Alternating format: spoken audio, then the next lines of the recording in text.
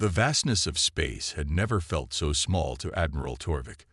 From the command deck of the Alvaran Empire's flagship Dominion, he studied the holographic projection of the Sol system with calculating eyes. His weathered face, marked by the campaigns of 17 successful conquests, reflected the blue glow of the small planet third from its star. "Primitive," he muttered, scrolling through the data streams. Yet another backwater world for the Empire.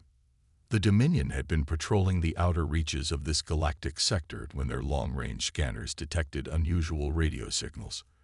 Following them to their source had led the Alvaran fleet to this unremarkable yellow star and its collection of planets. But it was the blue one that interested them most. "Earth," said Lieutenant Drell, standing at attention beside the Admiral. "Population approximately 8 billion. Technology level, pre-interstellar. They've managed basic space exploration, but haven't expanded beyond their own moon." Torvik nodded, his six-fingered hand swiping through images captured by stealth probes. The planet was a treasure trove of resources, water, minerals, and biological diversity that would serve the Empire well. More importantly, its position near several strategic work corridors made it a valuable addition to Imperial holdings. Their weapons? Torvik asked. "Nuclear, primarily. Some particle beam technology in early development stages. Nothing that could pose a threat to our ships," Drell replied, his voice carrying the familiar tone of dismissal the Alvarans used when discussing lesser species.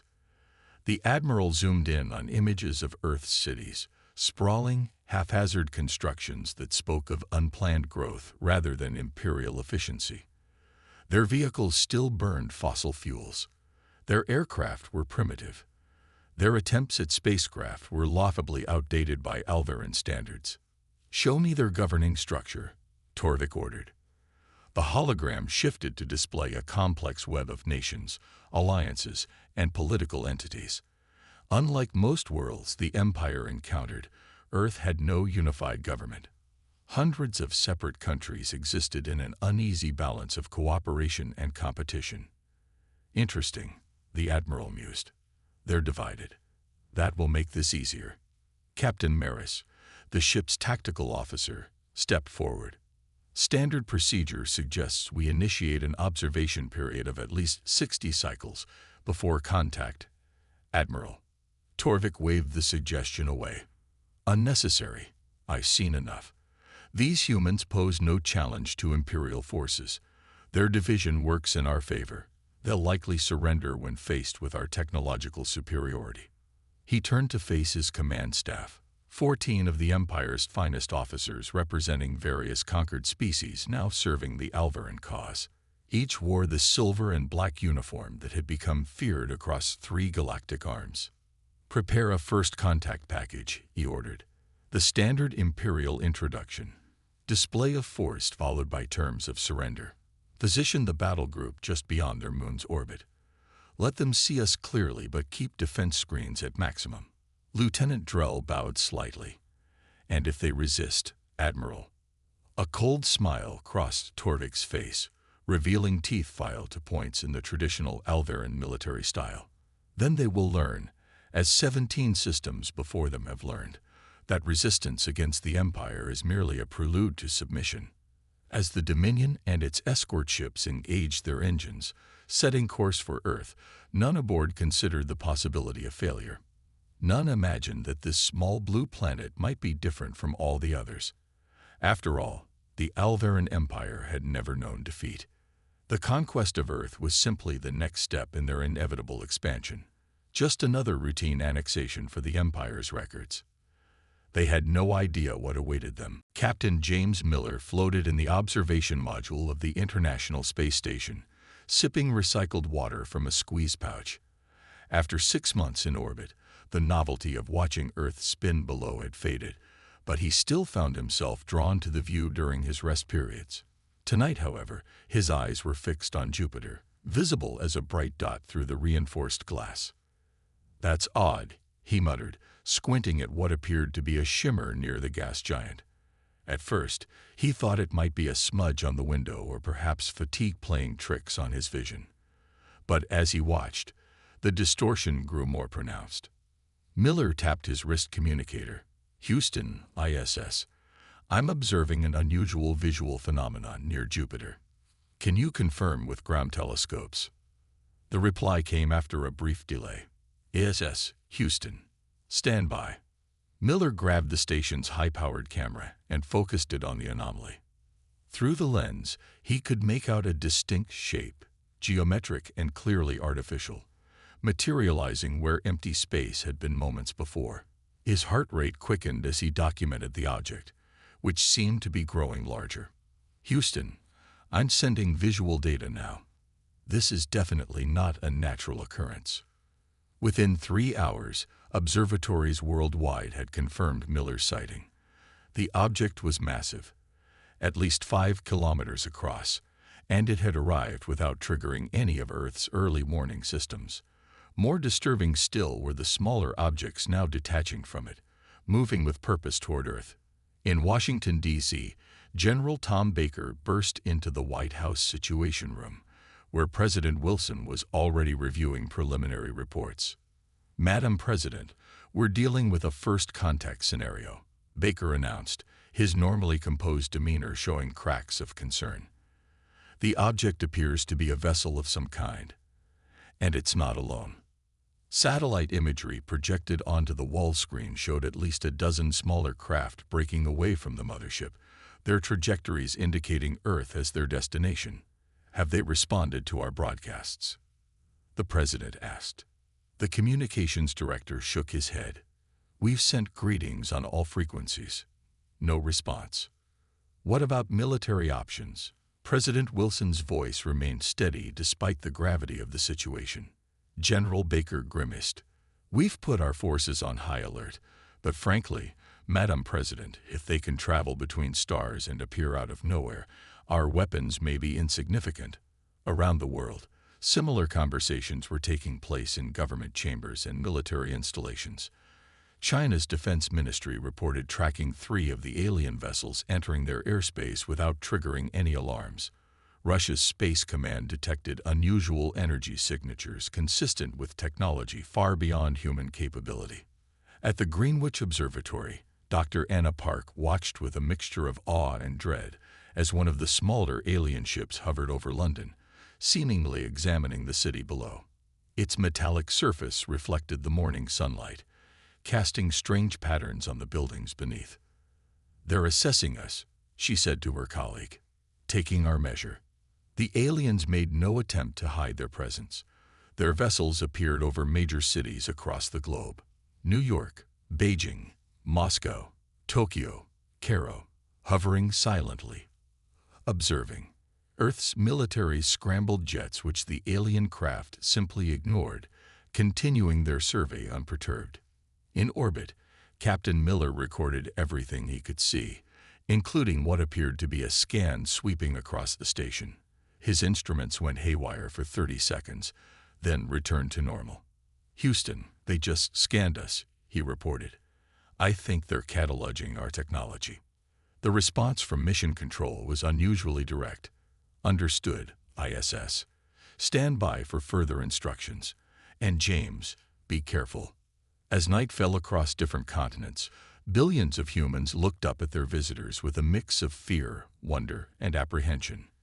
News channels broadcast continuous coverage, while social media exploded with theories and speculation. In the White House Situation Room, President Wilson stared at the latest intelligence briefing, then looked up at her advisors. They're sizing us up, she said quietly, like farmers evaluating livestock. No one disagreed with her assessment. The United Nations Security Council was in emergency session when the lights flickered.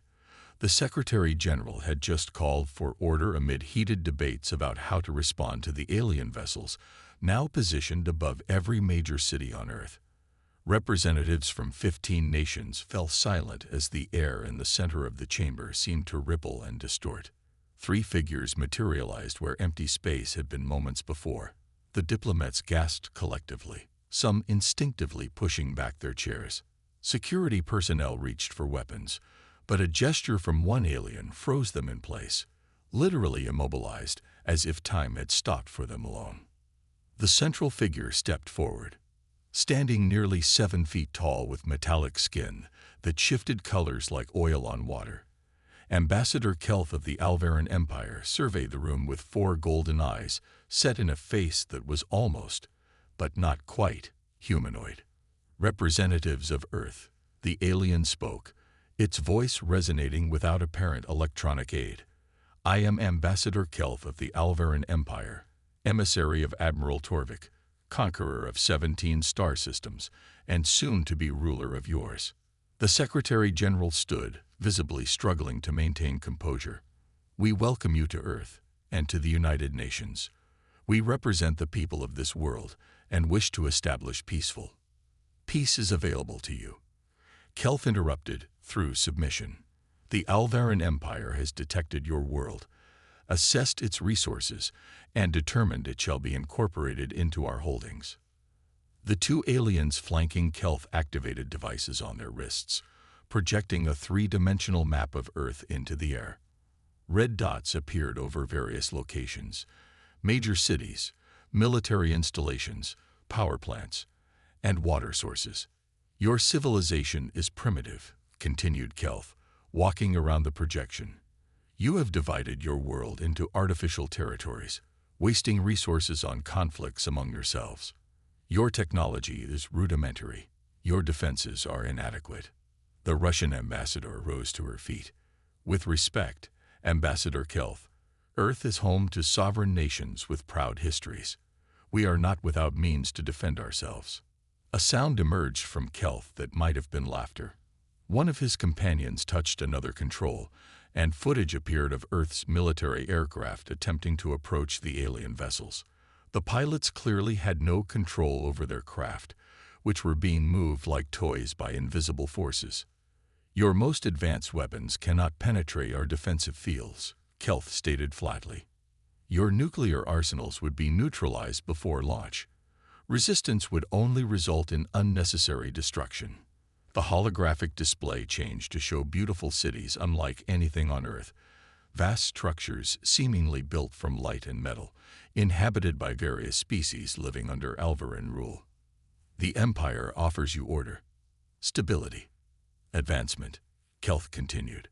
Your resources will serve the greater good of all imperial worlds.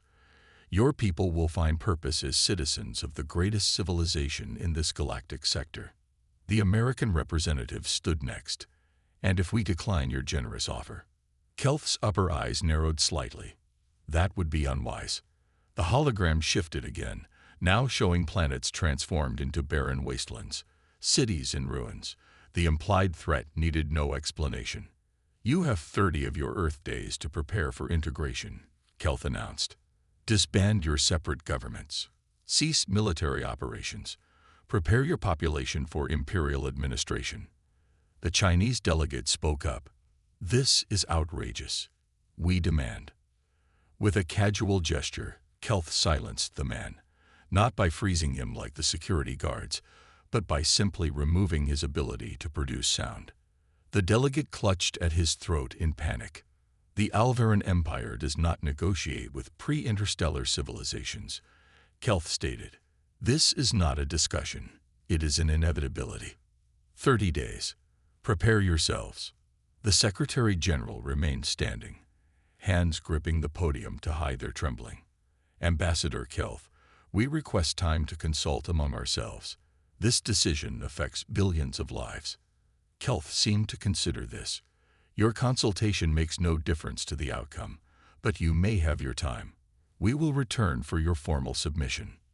With that, the 3 aliens vanished as suddenly as they had appeared. The security guards unfroze, stumbling forward with weapons drawn, finding nothing to aim at. The Chinese delegate gasped as his voice returned. In the shocked silence that followed, the Secretary-General looked around the room at the pale faces of Earth's representatives.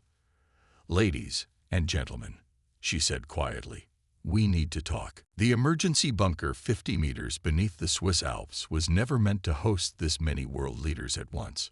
Originally built during the Cold War, the facility had been upgraded over decades to serve as humanity's ultimate fallback position. Its existence was classified at the highest levels, known only to a handful of individuals from each major nation. Now, 24 hours after the Alvaran ultimatum, the presidents, prime ministers, and top military officials of Earth's most powerful nations sat around a massive circular table. Armed guards stood at every entrance. Electronic jammers prevented any signal from entering or leaving the room. "They've given us 30 days to surrender our planet," President Wilson of the United States said, breaking the tense silence. "I think we all agree that's not going to happen." Murmurs of agreement filled the room, but the Chinese premier raised his hand. "With respect, Madam President, we all saw their technology. Their ships appeared out of nowhere. They froze your security personnel with a gesture. How can we possibly resist?" General Anna Wilson stepped forward from the shadows at the edge of the room. Few recognized her, exactly as intended. As director of Earth's most classified military program, her existence was known to fewer than 30 people worldwide. "Perhaps," she said, her voice calm but authoritative, "it's time you learned what we're truly capable of." The Prime Minister of India frowned. "General, I appreciate your confidence, but we've all reviewed our military capabilities, even our combined forces." "Not those forces," General Wilson interrupted. She placed a small device on the table. "Computer, authorization Wilson Alpha 79 Delta." A holographic display activated, showing images that made several leaders gasp. "What you're seeing is classified under the Artemis Protocol," Wilson explained. "In 1947, a non-terrestrial craft crashed in the American Southwest. Contrary to public knowledge, it wasn't the first. Nor was it the last." The Russian president leaned forward. "You're saying the Americans have been hiding alien technology?" Wilson smiled thinly. "Not just Americans. The Artemis Protocol was the first truly global secret. Russia has facilities in the Ural Mountains, China beneath the Gobi Desert, Britain under the Scottish Highlands. Every major power has been involved since the beginning." The hologram showed underground bases, advanced aircraft unlike anything in public service, and weapons systems that defied conventional understanding of physics. "For 78 years, Wilson continued, we've been reverse engineering technology from a dozen different alien sources. Some crashed. Some we acquired through other means. We've kept our advances hidden, developing them in secret while presenting a much more primitive face to the universe." The German chancellor shook his head in disbelief. "Why would we hide our true capabilities from our own people?" Dr. Thomas Reed, a thin man with wire-rimmed glasses, stepped forward to stand beside Wilson. His security clearance was even higher than hers. "2 reasons," Reed explained. "First, to prevent panic. The public wasn't ready to know we weren't alone. Second, and more importantly, because we detected signals. We knew someone was watching. The Artemis Protocol determined that appearing technologically primitive might be our best defense, making Earth seem not worth the trouble." He adjusted his glasses. "Clearly, that strategy has expired." The hologram changed to show weapon schematics, defensive shields, dry systems that bent spacetime. "We're not as helpless as the Alvarans believe," Wilson said. "We've developed quantum weaponry that can disrupt their ship systems. We have gravitational manipulators that can redirect their attacks. We've built dimensional shields that can protect our major cities." The Japanese Prime Minister looked skeptical. "If we have these technologies, why haven't we deployed them?" "Because using them would announce our true capabilities to the galaxy," Reed answered. "We've been saving them for exactly this scenario, an existential threat to Earth." President Wilson stood, her expression resolute. "The Alvarans expect surrender. They think we're divided and primitive. Their arrogance is based on what they've observed, our public technology, our apparent disunity. That misconception is now our greatest advantage." She looked around the table at the leaders of humanity. "We need a unified response, not to surrender, but to prepare. We have 30 days to activate systems that have been waiting decades for this moment." For the first time since the aliens appeared, a sense of hope filled the room. The Alverans think they're conquering a primitive world, General Wilson said with grim determination. They have no idea what they're walking into. The Antarctic wind howled across the barren ice sheet as 3 transport aircraft landed on what appeared to be nothing more than a flat expanse of frozen wasteland. From above, satellite imagery would show only an endless white plain. This was by design. Dr. Thomas Reed pulled his thermal gear tighter as he disembarked onto the ice, followed by General Wilson and 5 world leaders who had insisted on seeing the truth with their own eyes. The president of Russia, his breath fogging in the bitter cold, looked unimpressed. "You bring us to the middle of nowhere, Doctor?" he asked skeptically. Reed smiled and removed a small controller from his pocket. "Not quite nowhere, Mr. President." He pressed his thumb against the device. With a deep mechanical groan, the ice beneath their feet began to move. A circular section, 30 meters across, descended slowly, revealing itself as a massive elevator platform.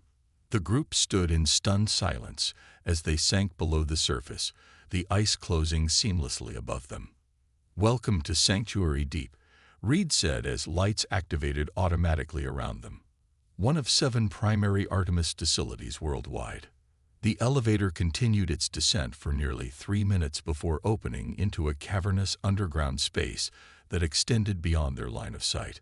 The facility hummed with activity, hundreds of scientists and engineers moving with purpose among technology that looked decades, if not centuries, beyond anything publicly known on Earth. "My God," whispered the British Prime Minister. "How did you build all this without anyone knowing?" General Wilson led them forward. "The how isn't important now. What matters is what we've built."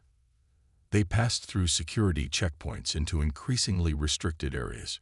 In one vast chamber, engineers worked on sleek aircraft unlike any conventional design.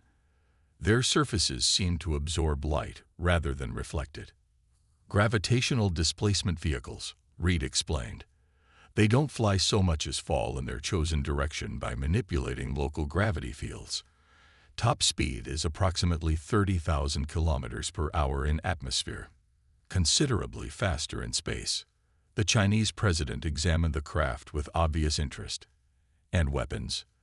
Reed nodded to General Wilson, who led them through a heavy set of blast doors into what appeared to be a testing range. A technician activated a demonstration as they entered. A small device, no larger than a coffee cup, emitted a pulse of blue energy. The steel target 50 meters away didn't explode or melt. It simply ceased to exist, leaving no debris or residue. "Quantum disruption technology," Wilson explained. "It doesn't destroy matter in the conventional sense. It temporarily shifts it out of our dimension." The president of India raised an eyebrow. "Temporarily?" "Duration is adjustable from 5 seconds to approximately 3 years, Reed said. "After that, conservation of mass energy reasserts itself." They continued their tour, moving through labs where scientists monitored strange crystalline structures, testing facilities for defensive shields, and communication systems that operated through principles of quantum entanglement.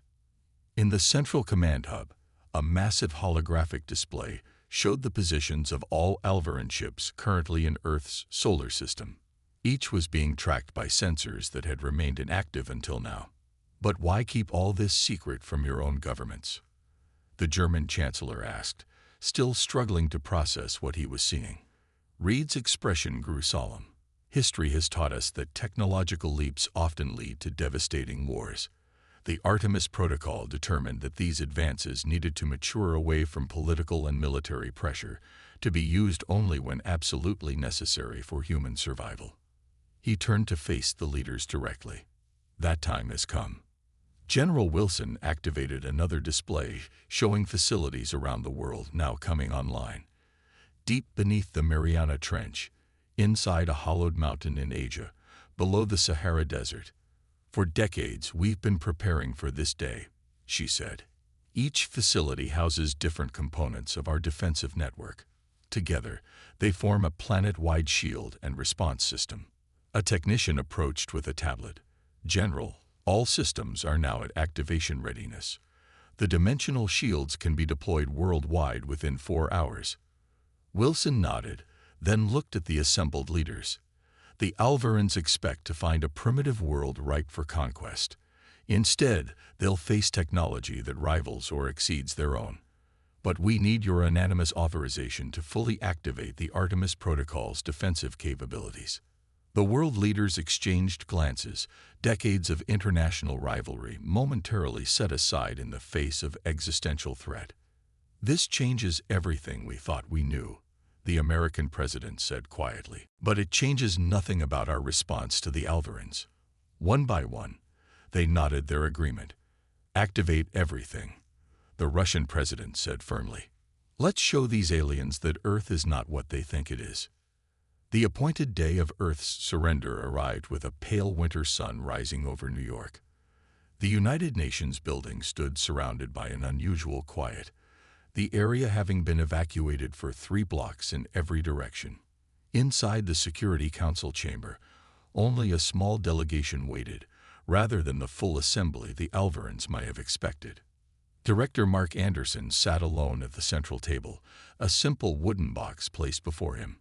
At 58, Anderson's weathered face showed little emotion, though he had carried the weight of humanity's greatest secrets for over 20 years as head of the Artemis Protocol. 6 armed guards stood at equal distances around the room, their weapons standard issue, nothing that would reveal Earth's true capabilities.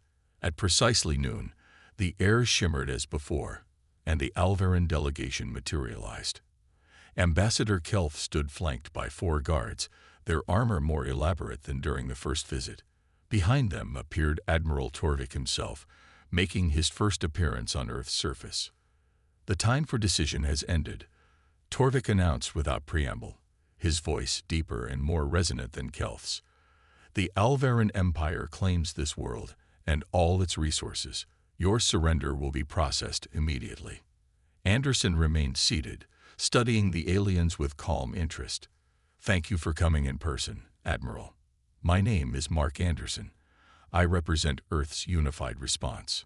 Torvik's 4 golden eyes narrowed slightly at Anderson's lack of deference. "You were instructed to disband your separate governments. Have you complied?" "We've made certain adjustments," Anderson replied evenly, "though perhaps not those you expected." He opened the wooden box, revealing a simple device no larger than his palm. It resembled a smooth river stone, its surface a matte black that seemed to drink in the light. "What is this?" Kelf demanded. "Where are your world leaders?" "They're safe," Anderson said, rising slowly to his feet. "I've been authorized to deliver Earth's response to your ultimatum." The Alvaran guards shifted positions slightly, their hands moving to weapons at their sides. Admiral Torvik stepped forward, towering over Anderson. "You misunderstand the nature of this meeting," Torvik said, his voice carrying a dangerous edge. "This is not a negotiation. It is the formalization of your planet's new status as an imperial holding." Anderson nodded thoughtfully. "That's where our perspectives differ, Admiral. You see, Earth is not joining your empire.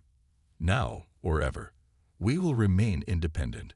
For a moment, silence filled the chamber. Then the Alvaran delegation erupted in what could only be described as laughter, a harsh, clicking sound that echoed off the walls.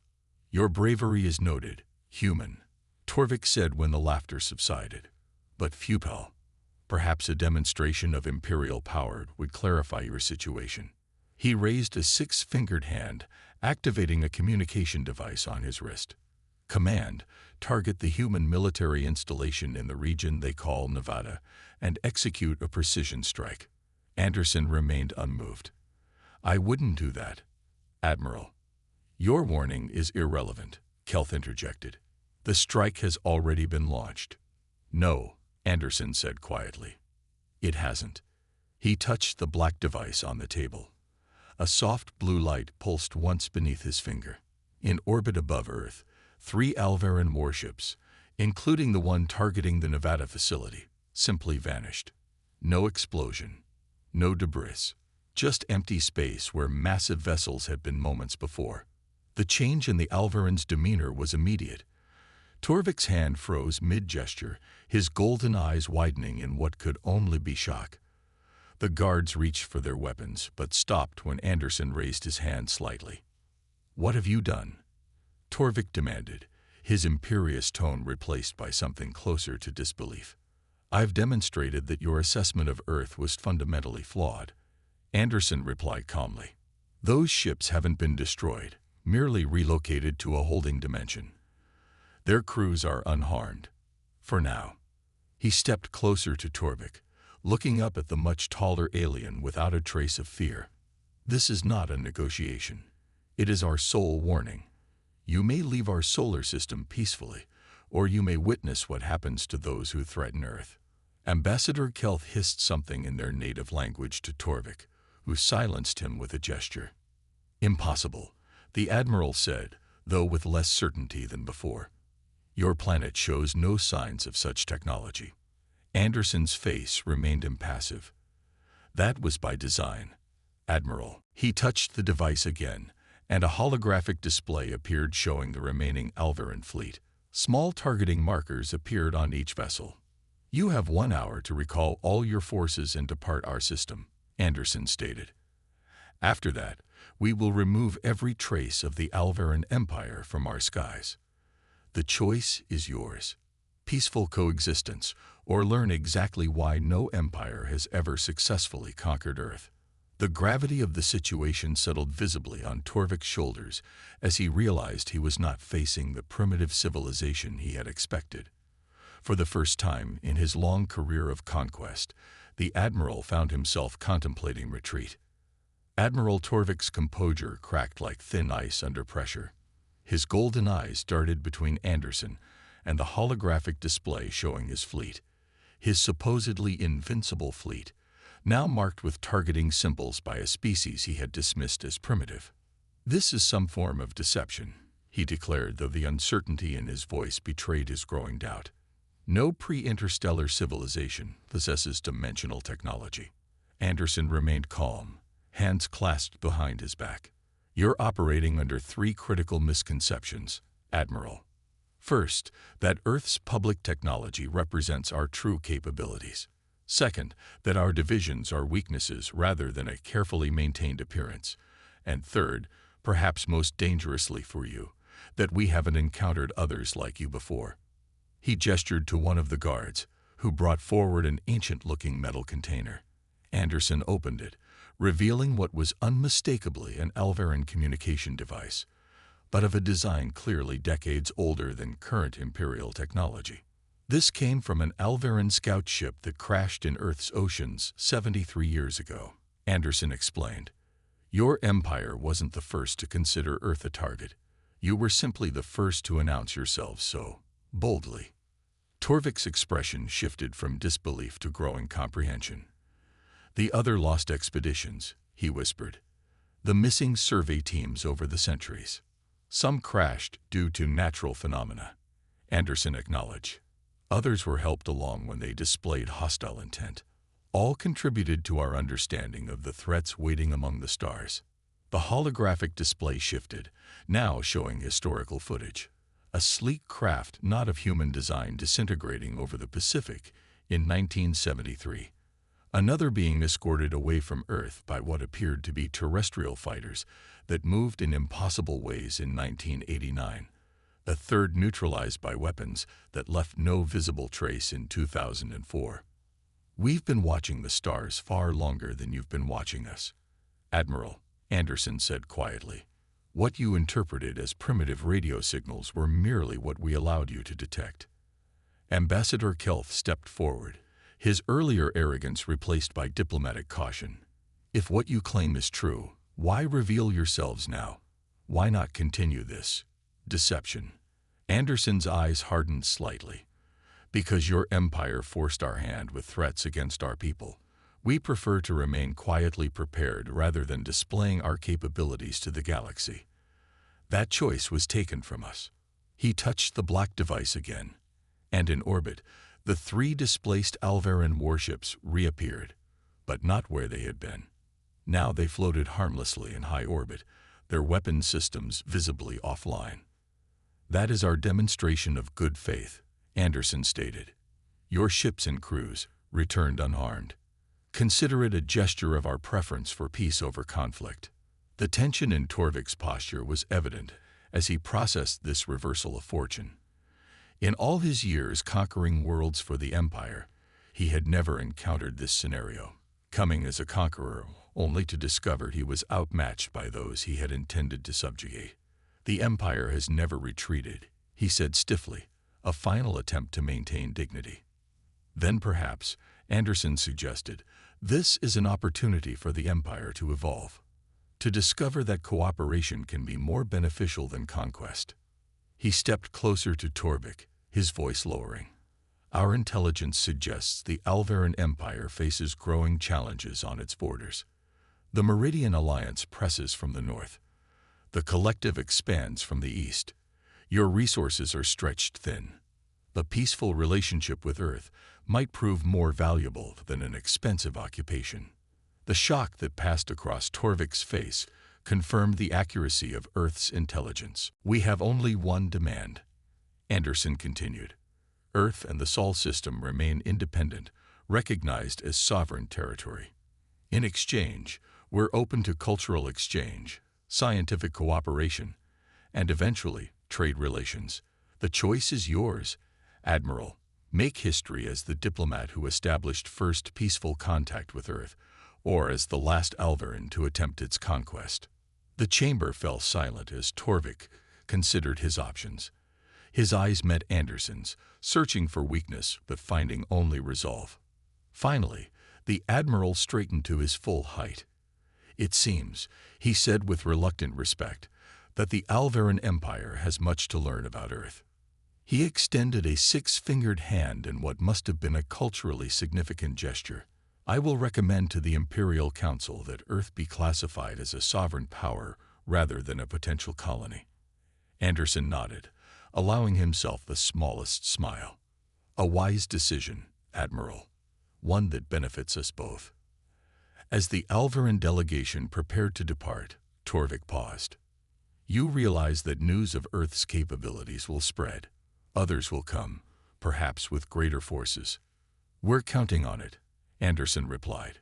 "Please ensure your report is thorough." The message was clear.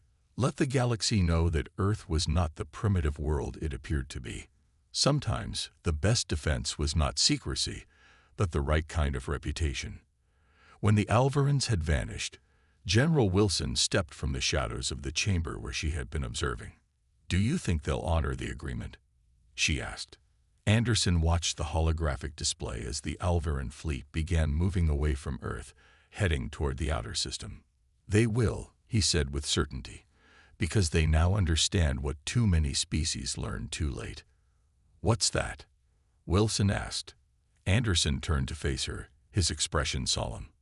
"That sometimes the most dangerous worlds in the galaxy are the quiet ones."